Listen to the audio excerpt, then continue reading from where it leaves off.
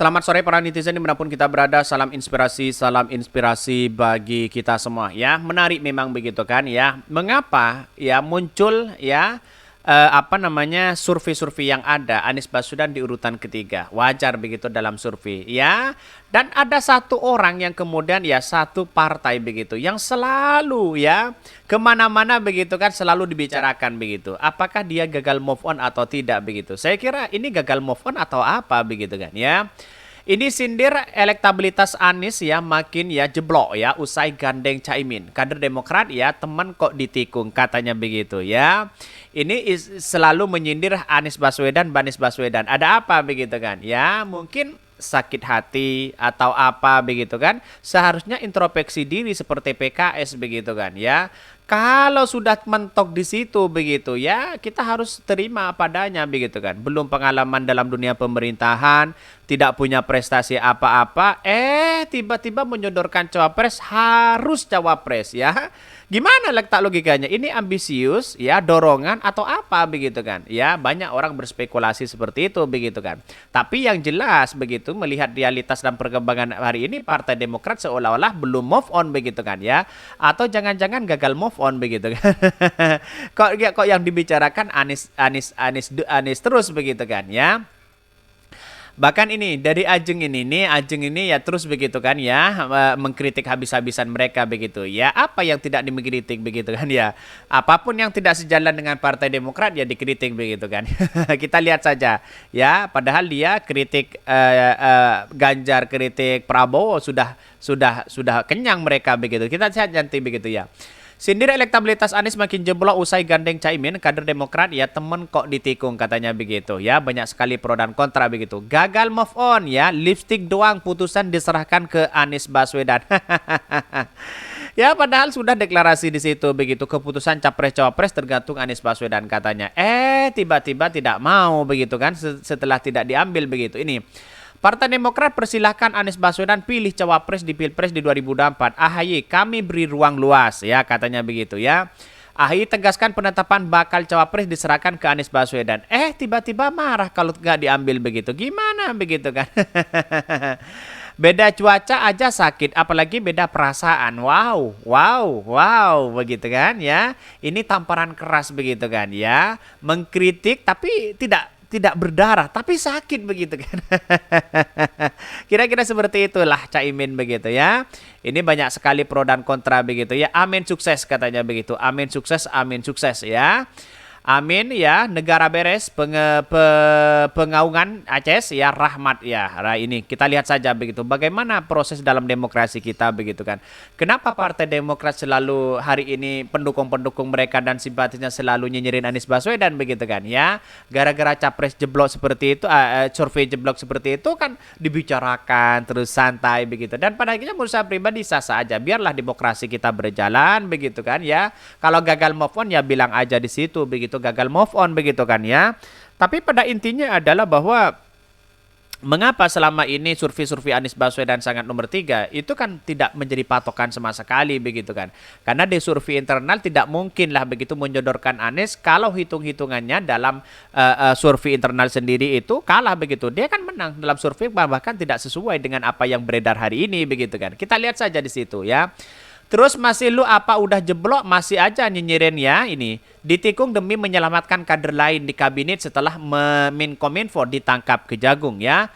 Belum move on juga elektabilitas Anies nggak ada hubungannya dengan AHY. Mending SBY jawab pertanyaan Megawati, hadiahnya sepeda loh. 5 pertanyaan Ibu Megawati saja di situ begitu kan ya. Sudah seperti itu begitu ya. Ini padahal kita lihat saja begitu kan ya. Pertanyaan Ibu Megawati begitu di situ 5 pertanyaan Pak SBY garuk-garuk di situ begitu, tidak bisa menjawab begitu ya. Hentikanlah menampilkan kegalauan kalian di medsos sebab hal itu semakin menunjukkan kekerdilan kalian sebagai pendukung Partai Demokrat. Betul begitu kan. Sudah diingatkan oleh netizen mereka begitu. Bayangkan begitu, semakin digoreng di sana sini ya Anies Baswedan ya dianggap sebagai masih sakit hati atau gagal move on atau hanya nyinyirin atau bulian saja begitu kan. Itulah gagasan itu sangat penting sekali begitu. Bukan sekedar mengkritik sana sini. Lihat saja begitu kan ya. Si Ajeng itu kan sering mengkritik Pak Ganjar, Pak Prabowo dan sebagainya. Kita lihat saja di situ begitu. Berlabuhnya kemana? Apakah tidak malu kalau dengan Pak Prabowo? Apakah tidak malu dengan Den Ganjar? Kan sudah rekam jejaknya pasti ada di situ begitu ya. Jangan, tidak bisa dibohongi hal-hal seperti itu begitu ya.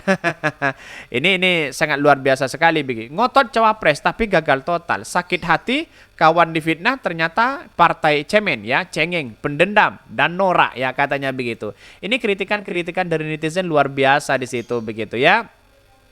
Melihat dari perkembangan politik hari ini, lihat saja begitu. Apakah selama ini begitu kan bahwa PKS atau Anies Baswedan ya atau Nasdem begitu kan merasa mengkhianati Partai Demokrat? Saya kira tidak begitu kan ya. Tapi ujung-ujungnya kenapa selalu menyinyir mereka begitu? Wallahu alam, saya tidak tahu begitu ya. Bahkan sindir elektabilitas Anies makin jeblok usai gandeng Caimin. Kader Demokrat temen kok ditikung katanya begitu ya. Kader Partai Demokrat Ardi Wirda Mulia angkat suara soal elektabilitas Anies Baswedan yang jeblok usai dipasangkan dengan Mohaimin Iskandar atau alias Caimin. Dikatakan Ardi jika ya hasil survei SMRC jeblok elektabilitas Anies disebut lantaran mendukung Anies yang ngamuk kepada Demokrat. Elektabilitas jadi berkurang dari 19,5% jadi 16,5%. Tapi kalau berani melihat kenyataan yang salahin Aniesnya lah ya, teman kok ditikung, ujar Ardi dalam Twitternya itu begitu. Artinya selama ini kader-kader Demokrat begitu kan masih sakit hati, masih gagal move on begitu kan. Logikanya kan seperti itu begitu. Saya rasa hal-hal seperti itu dalam politik biasa-biasa aja kok begitu kan. Jangan baper lah begitu kan. Jangan gerasa gerusu lah begitu kan ya. Melihat ruang yang ada selama ini kita lihat saja. Mulai agak kebingungan kan Partai Demokrat begitu. Kebingungan sendiri mereka begitu ya. Mau tidak mau jualannya seperti itu. Nyinyirin Anies Baswedan, bulian Anies Baswedan. Tapi ujung-ujungnya ya seperti itu begitu. Saya kira perdebatan-perdebatan seperti ini kan selesai sebenarnya begitu ya. Bahkan di satu sisi ya tambahnya ya bahkan breakdown ya afiliasi partai ini memberikan gambaran bagus tentang kader Demokrat katanya begitu ya. Dibeberkan di pemilih Anies Baswedan dari mereka yang berafiliasi ke Demokrat tinggal 20% kalah dengan P3 katanya begitu. Meskipun begitu Ardi menduga angkanya sedikit turun dari sebelumnya begitu kan. Itu kan survei. Survei itu kan melihat opinion begitu kan ya. Melihat pendapat orang begitu kan.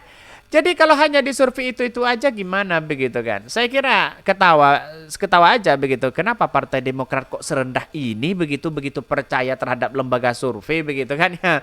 Kan begitu logikanya begitu kan ya? Semakin membuli mereka begitu, semakin membuli Anies Baswedan, semakin mengkritik Anies Baswedan, semakin Partai Demokrat menunjukkan ya ketidakpahaman ya terhadap situasi dan kondisi hari ini begitu terkait dengan koalisi yang ada begitu dan bahkan ya agak murahan begitu kan. Kita lihat saja begitu kan narasi-narasi dari partai lain biasa-biasa aja kok begitu kan ya. Lanjut jika ya para loyalis Anies tidak berhenti di situ katanya begitu ya, apakah dia menyerang Demokrat ya, maka dia pun orang-orang belakang Demokrat akan terus membela diri ya. Sementara kader Demokrat lainnya Eko Johanis menyindir Nasdem salah mengambil Ketua Umum Partai Kebangkitan Bangsa PKB Mohaimin Iskandar ya menjadi cawapres dari Anies Baswedan karena setelah Caimin deklarasi Nasdem dan PKB sebagai cawapres dari Koalisi Perubahan, elektabilitas Anies Baswedan tidak naik namun malah turun. Kata siapa coba bayangkan begitu ya? Kata siapa Anies Baswedan turun begitu ya? Ya lihat saja nanti begitu kan. Padahal Anies sudah punya cawapres. Kok ujung-ujungnya begitu survei itu aja begitu. Kan logikanya kan tidak masuk akal begitu kan. Artinya apa? Artinya selama ini dibandingkan dengan AHY ya yang kemudian pengikutnya hanya mesin politiknya hanya partai begitu dibandingkan dengan PKB masasnya di kultural NU sangat luar biasa memungkinkan ini begitu kan. Ya, lihat saja nanti begitu bagaimana kemenangan Anies Caimin ini begitu. Saya kira perdebatan-perdebatan kalau putaran kedua sangat receh sekali Anies Baswedan untuk memenangkan ini begitu kan. Bisa saja ya satu putaran. Kita tunggu saja ya nanti begitu ya. Bahkan ya di satu sisi ada orang yang mengatakan begini ya, bahkan dugaan ya yang cukup ekstrim Anies dan Caimin memang tidak untuk didaftarkan di Pilpres 2024 atau memang nggak niat buat daftar ke KPU, ujar Eko begitu. Sampai segitunya Partai Demokrat begitu ya. Sampai segitunya begitu. Saya kira hal-hal seperti ini begitu kan, mungkin Partai Demokrat agak sakit hati nih begitu. Gimana begitu kan? Berarti kan gagal move on begitu kan. Ya, AHY selama ini melihat kader-kadernya begitu kan tidak diajak begitu bagaimana cara gagal move on di situ begitu ya. Atau apa begitu kan ya, dan pada akhirnya apa yang terjadi begitu ya, kader-kadernya banyak yang membuli Anies Baswedan, mengkritik Anies Baswedan habis-habisan begitu. Saya kira inilah politik kita begitu, kita harus hargai itu begitu ya, tetapi kita lihat kalau mau kritik ya lihat saja dengan gagasan-gagasan yang ada begitu, bukan nyinyirin atau bulian begitu kan ya. Mungkin itu yang kami sampaikan. Tonton terus channel Ho dari Podcast Rakyat ini kan ada berita-berita menarik dan viral setiap harinya. Salam para netizen, salam inspirasi bagi kita semua. Jangan lupa di subscribe channel YouTube Ho dari Podcast Rakyat ini.